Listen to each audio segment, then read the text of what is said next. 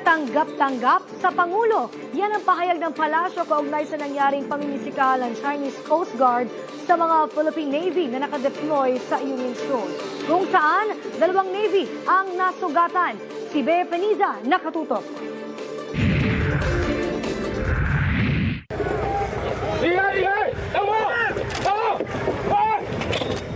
Kinokondena ni President Ferdinand R. Marcos Jr. ang paghataw ng bato ng China Coast Guard personnel sa mga tauhan ng Philippine Navy sa Ayungin Shoal. Ayon sa palasyo, nananatili ang polisiya ng Pangulo na kaagad tugunan ng mga ganitong insidente sa pamamagitan ng diplomasya. Kaya naman hindi katanggap-tanggap at hindi nagustuhan ng Pangulo ang insidente.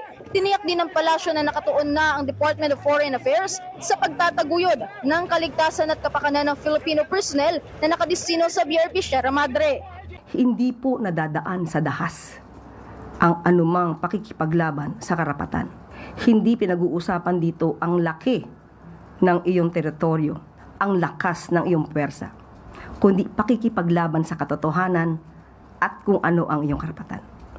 Sinadyang i-provoke at lantarang hinamon naman ng mga personnel ng Chinese Coast Guard Vessel 21560 ang mga tauhan ng Philippine Navy. Ito ang iginiit ng Armed Forces of the Philippines matapos ipakalat ng Chinese Embassy ang kanilang bersyon ng komprontasyon sa Ayungin Shoal nitong July 20. Makikita sa video na nagkaroon ng komprontasyon at ambahan sa pagitan ng dalawang hukbo kung saan isinisi ng China ang nasabing standoff sa Pilipinas. Anila, Pilipinas ang naunang lumapit at tumamba ng hampas sa kanilang mga tauhan, pero pinasinungalingan naman ito ng AFP. Giit ni AFP spokesperson for the West Philippine Sea, retired Rear Admiral Roy Vincent Trinidad, spliced at hindi buo ang ipinakita ng embahada. Kwento ni Trinidad. If they start from the very beginning, you would see that their boats came into close proximity of BRP Sierra Madre. In fact, part of the video you can already see that they were quite close to the ship, to BRP Sierra Madre. That is already a self-incriminating video at naipapakita naman doon sila ay lumapit. So yung action ng ating mga rubber boats was merely to drive them away.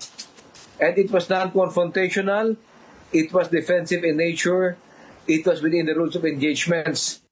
Dahil dito, dalawang personel ng hukbong dagat ang nasugatan.